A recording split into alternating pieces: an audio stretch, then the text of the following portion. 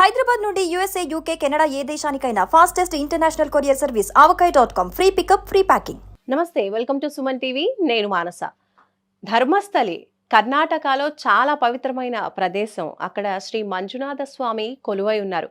మరి అటువంటి పవిత్రమైన ప్రదేశంలో ఎన్నో వందల మంది అమ్మాయిలను దారుణంగా వాళ్ళని చంపి అక్కడ పూడ్చిపెట్టాను అని చెప్పేసి ఒక సోషల్ వర్కర్ ఆయన తెలియజేస్తూ ఉన్నారు. సో ఇది ఇప్పుడు హాట్ టాపిక్గా మారింది. ఫస్ట్ అయితే ఆ వర్కర్ చెప్పిన మాటల్ని ఎవరు నమ్మలేదు. కానీ ఆయన విత్ ప్రూఫ్స్ నేను చూపిస్తాను, నాకు ప్రొటెక్షన్ ఇస్తే అని చెప్తున్నారు. అసలు ఇది ఎంతవరకు నిజం? నిజంగా అంత పవిత్రమైన ప్రదేశంలో ఇలాంటివన్నీ జరిగాయా అనే విషయాలు మనం ఈరోజు తెలుసుకుందాం. జూమ్ కాల్లో మనతో పాటు ఉన్నారు బాలలత గారు, సివిల్ ర్యాంకర్, అలాగే మెంటర్. తో తనతో మాట్లాడదాం.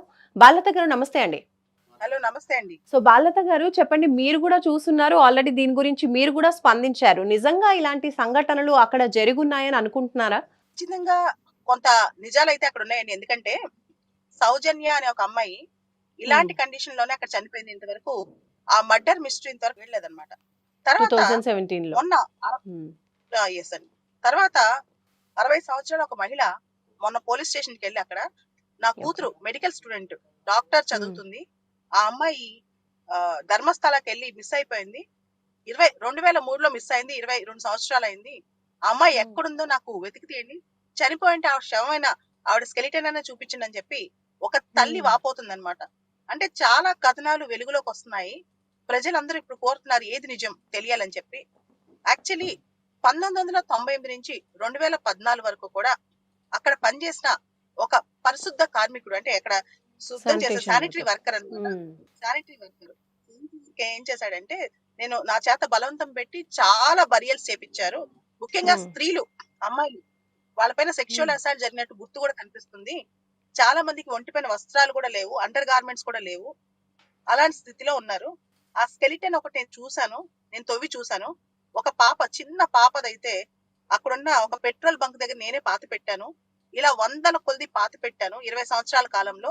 నన్ను బాగా బెదిరించి నా చేత ఈ పని చేయించారు. నాకు మనశ్శాంతి లేదు. అదే విధంగా చనిపోయిన వాళ్ళ ఆత్మలకి శాంతి కలగాలంటే ఇప్పుడు ప్రపంచానికి నిజం తెలియాలి, వాళ్ళని ప్రాపర్ గా పాతి పెట్టాలి. ఇదంతా చెప్తూ ఆయన పోలీస్ స్టేషన్ కి వెళ్ళాడు, కోర్టుకి వెళ్ళాడు. కోర్టులో ఒక స్కెలిటన్ సంబంధించి ప్రూఫ్ కూడా సబ్మిట్ చేసినట్టు తెలుస్తోంది. దీనికి సంబంధించి కర్ణాటక ప్రభుత్వం సిట్ కూడా వేసింది, స్పెషల్ ఇన్వెస్టిగేషన్ టీమ్ వేసి దీని మీద ఇన్వెస్టిగేషన్ చేస్తుంది. అయితే ఇక్కడ దక్షిణ కన్నడ జిల్లాలో ఉన్న ఈ ధర్మస్థల ప్లేస్ ఏదైతే ఉందో అక్కడ శ్రీ మంజునాథేశ్వర స్వామి ఆలయం ఉందన్నమాట. కానీ అక్కడ విశిష్టత ఏంటంటే అది హిందూ ఆలయమే, కానీ దాన్ని మెయింటైన్ చేసేది మాత్రం జైన్ ట్రస్టీస్, జైన్స్ మెయింటైన్ చేస్తారనమాట. అది కూడా అక్కడ విశేషం.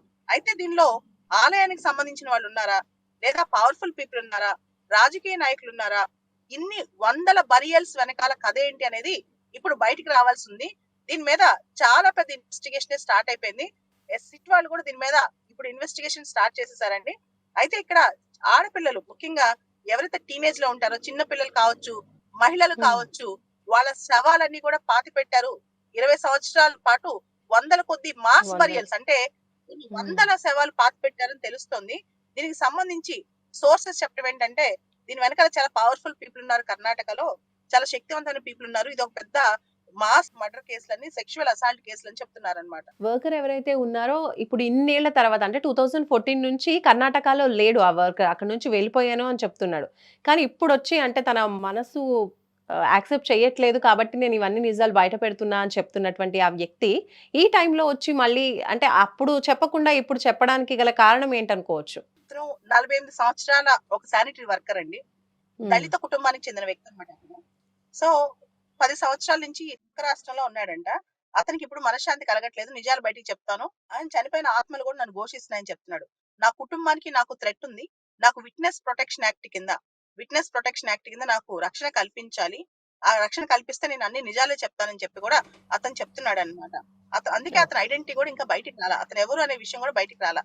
48 సంవత్సరాల ఒక దళిత శానిటరీ వర్కర్ అని మాత్రం బయటకు వస్తుంది. కానీ అతని కుటుంబానికి థ్రెట్ ఉందంటే, అతని కుటుంబంలోనే ఒక అమ్మాయిని కూడా ఇలానే చేశారని చెప్పి వార్తలు వస్తున్నాయండి. ఈ విషయం గురించి న్యూస్ వస్తున్నటువంటి తరుణంలోనే గతంలో కూడా తన కూతురు మిస్సింగ్ అని చెప్పేసి కోర్టులో కేసు కూడా వేసింది ఒక తల్లి. ఆ విషయం కూడా ఇప్పుడు బయటకు వచ్చింది, తను బయటకు వచ్చి చెప్పడం జరుగుతోంది.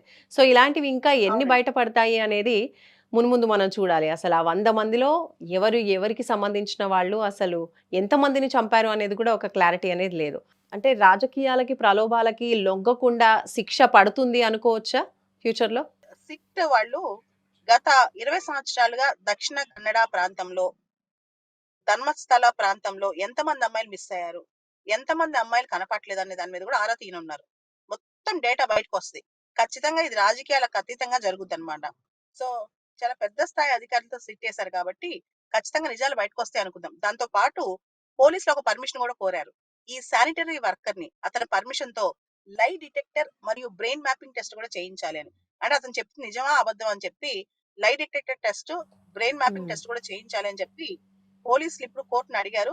సో, ఇప్పుడు ఈ వర్కర్ కోరినట్టుగా విషయాలైతే బయటికి తెలియజేయట్లేదు. బట్ ఈవెన్ ఆయనకి స్పెషల్‌గా ప్రొటెక్షన్ ప్రొవైడ్ చేయండి అని కూడా అడుగుతున్నటువంటి పరిస్థితుల్లో అటువంటి స్పెషల్ ప్రొటెక్షన్ ఆ వర్కర్‌కి పోలీసుల నుంచి అందే అవకాశం ఉందంటారా? అంటే ఇప్పుడు పబ్లిక్ గా విషయం ఇంత బయటకు వచ్చింది కాబట్టి ప్రస్తుతానికైతే హ్మ్. వర్కర్ థ్రెట్ ఉండదు, కానీ అతన్ని బెదిరించే ప్రమాదం ఉండొచ్చు, కానీ ప్రాణానికైతే హాని ఉండదు. ఎందుకంటే ఇంత పబ్లిక్ లోకి వచ్చిన విషయం దేశవ్యాప్తంగా సంచలనం అవుతుంది కాబట్టి అతనైతే ఈ మధ్యకాలంలో ఏం చేయాలని నేను అనుకుంటున్నాను. అంటే ఇంత పబ్లిక్ లోకి వచ్చినప్పుడు అతనికి ఏమైనా జరిగితే ఖచ్చితంగా ఇంకా గోల్ అవుతుంది కాబట్టి ఆ విషయాన్ని పెద్దగా హైప్ చేయకపోవచ్చు. కాకపోతే మాత్రం ఇన్వెస్టిగేషన్ ప్రాసెస్ లో ఎవిడెన్స్ లేకుండా చేసే ప్రక్రియ మాత్రం స్టార్ట్ అవుతుంది. దాన్ని పోలీసులు చాలా చాకచక్యంగా వ్యవహరించి ఎవిడెన్సెస్ అన్ని కూడా సేకరించాలి.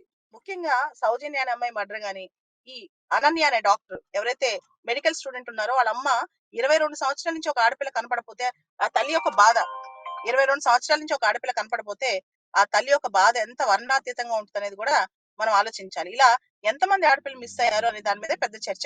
సో, అక్కడ ఇప్పుడు జస్టిస్ ఫర్ సౌజన్య అని కూడా ఉద్యమం జరుగుతోంది. దీనిపై ఏం చెప్తారు? ఖచ్చితంగా కర్ణాటకలో మాత్రమే కాదు, పార్లమెంట్ లో కూడా. ఎందుకంటే పార్లమెంట్ మాన్సూన్ సెషన్ జరుగుతుంది కాబట్టి ఈ అంశం చర్చలోకి రావాలి. ఎందుకంటే ఇది దేశంలో ఆడపిల్లల భద్రత సమస్య. ఒక అమ్మాయికి దేశంలో బతికే ఆ హక్కు కూడా లేదా? ఇంతమంది అమ్మాయిలు సెక్షువల్ అసాల్ట్ గురై మాస్ గా బరియలు జరిగితే ప్రభుత్వమే కాదు దేశం కూడా బాధ్యత వహించాలి. సభ్య సమాజం కూడా ఇది ప్రశ్నించాలి. అప్పుడే నిజాలు బయటకు వస్తాయండి. కాబట్టి ఇది పార్లమెంట్ లో చర్చ జరగాలని కూడా నేను కోరుకుంటున్నాను ఈ అంశం పైన. అంటే ఇప్పటి వరకు చూసినట్లయితే ఆ ధర్మస్థలి అంటే ఆ దేవుడి ఆలయానికి చాలా మంది మనకి ఒక తల్లి తన చైల్డ్ మిస్సింగ్ అని చెప్పి తన అమ్మాయి మిస్సింగ్ అన్న విషయంలో కూడా చక్కగా దేవుణ్ణి దర్శించుకోవడానికి వెళ్ళినటువంటి పరిస్థితుల్లో మిస్ అయింది.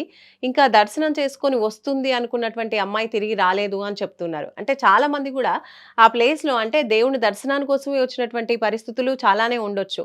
అలాంటి అమ్మాయిలకు కూడా ప్రొటెక్షన్ లేకపోవడాన్ని అసలు ఏ విధంగా చూడొచ్చు? ఖచ్చితంగా ఇది లా అండ్ ఆర్డర్ ఫెయిల్యూర్. రెండోది ఖచ్చితంగా దీనిలో పొలిటికల్ ఇంటర్ఫిరెన్స్ లేకపోతే ఇంత దూరం రాదు. చాలా పెద్ద వ్యక్తులే ఉన్నారని నేను హ్మ్. నేను భావిస్తున్నానండి. ఒకవేళ శానిటరీ వర్కర్ చెప్తున్న నిజమైతే గనక టెంపుల్ అడ్మినిస్ట్రేషన్ కూడా నేను ట్రాన్స్పరెంట్ గా ఉన్నాను, ఇన్వెస్టిగేషన్ సహకరిస్తానని చెప్తున్నా. ఎవరెవరు అంటే మొత్తం అడ్మినిస్ట్రేషన్ లేకపోయినా ఖచ్చితంగా కొంతమందికి అయితే దీనిలో ఇన్వాల్వ్మెంట్ ఉండే అవకాశం ఉంటుంది కాబట్టి పూర్తి స్థాయిలో ఇన్వెస్టిగేషన్ జరిగితేనే నిజాలు బయటకు వస్తాయి. ఓకే. అంటే టెంపుల్ టీమ్ కూడా ఉండి ఉండొచ్చని అనుమానపడుతున్నారు. ఖచ్చితంగా ఎవరు ఓకే. సో, ఫైనల్లీ చివరగా మీరు ఈ ఘటన పైన మీరేం చెప్తారు? దేశవ్యాప్తంగా మనం చూస్తే గనక అమ్మాయిల పైన సెక్షువల్ అసాల్ట్స్ కావచ్చు విపరీతంగా పెరిగిపోయాయి. చదువుకున్న పెరిగిపోతున్నాయి. వాళ్ళకి చదువుకున్న వాళ్ళకి తేడా లేకుండా ఉందన్నమాట. మెడికల్ కాలేజీల్లో, లా కాలేజీలో, పెద్ద పెద్ద యూనివర్సిటీస్ లో కూడా ఆడపిల్లని వదలట్లేదు. ఇట్లాంటి టైంలో హ్మ్. ఆడపిల్లని ఇలాంటి వాటికి కఠిన శిక్షలు కఠినంగా జరిగితే గనక అంటే ఇమీడియట్ గా ఇన్వెస్టిగేషన్ 1 మంత్ 2 మంత్స్ లో తేలి ఎవరైతే హ్మ్. పెద్దవాళ్ళు ఇన్వాల్వ్ అయినా సరే శిక్ష పడితే గనక ఇలాంటి విషయాల్లో ఖచ్చితంగా ఇంకొకటిసారి రిపీట్ కాకుండా ఉంటుందండి. Right. Thank you ma'am. Thank you. So, చూస్తున్నారు కదండీ! కర్ణాటకలోని ధర్మస్థలిలో ఎంతో పవిత్రమైన ప్రదేశంలో దేవుడిని దర్శించుకుందామని వచ్చినటువంటి మహిళలకి, అమ్మాయిలకి కూడా ప్రొటెక్షన్ లేకుండా పోతోంది. దాదాపు ఒక 100కి పైగా అమ్మాయిల్ని, మహిళల్ని, చిన్న పిల్లల్ని కూడా పూడ్చిపెట్టాను అని చెప్పేసి అక్కడ వర్క్ చేసేటటువంటి ఒక వర్కర్ చెప్తున్నాడు. అలాగే 10 సంవత్సరాల నుంచి ఆయనైతే అసలు ఆ ప్లేస్‌లో ఉండట్లేదు. ఎందుకిలా చేశాడు అనంటే తనని ఫోర్స్ చేసి ఇలా మాస్ బరీయింగ్ చేయమని చెప్పారు. తన కుటుంబంలోని ఒక వ్యక్తికి కూడా, ఒక అమ్మాయికి కూడా ఇలానే జరిగింది అని చెప్పి చాలా మనస్తాపంతో ఇప్పుడు ఆయన బయటపడి నేను ప్రూఫ్స్‌తో సహా మీకు నిరూపిస్తాను. చెప్పేదంతా కూడా నిజమే. వందల మందిని నేను ఇలా బరీ చేశాను. చాలా దారుణమైన పరిస్థితుల్లో అమ్మాయిల్ని అలా చంపిన ఆ అమ్మాయిల్ని మేము బరీ చేయడం అయితే జరిగిందని చెప్పి చెప్తున్నారు. దానికి కర్ణాటక ప్రభుత్వం కూడా స్పందించింది. అతనికి కూడా ప్రొటెక్షన్ ప్రొవైడ్ చేస్తూనే చెప్పినవి నిజమా? కాదా? అని చెప్పేసి ఒక సిట్‌ని అయితే కర్ణాటక కోర్టు అలాగే పోలీసులు ఏర్పాటు చేయడం జరిగింది. సో, దీనికి సంబంధించి విచారణ అయితే చాలా సీరియస్‌గానే జరిపించబోతున్నట్టుగా మనకు తెలుస్తోంది. సో, మునుముందు ఎలాంటి నిజాలు బయటపడతాయి అనేది చూడాలి. చూస్తూనే ఉండండి సుమన్ టీవీ. నమస్తే.